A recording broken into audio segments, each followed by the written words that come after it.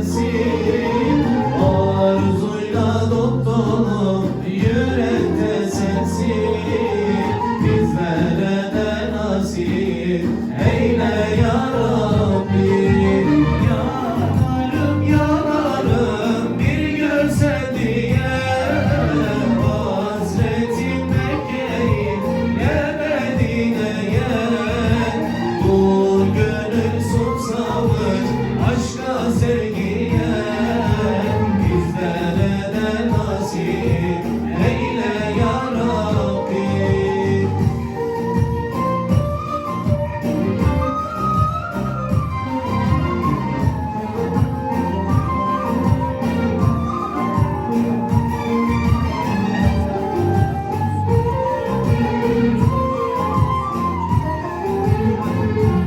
Baksana.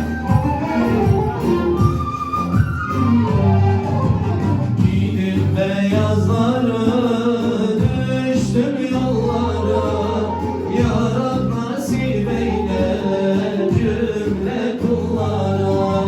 Nice aşıkların gönlünde yara, ne güzeldir yara Kabe yolları. Nice aşıkların gönlünde yara, ne güzeldir yara Kabe yolları.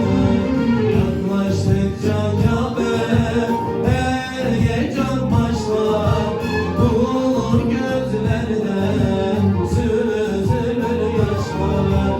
Öyle bir hasret ki bitmeden başlar, ne güzeldir yara Kabe yolları. Öyle bir hasret ki bitmeden başlar,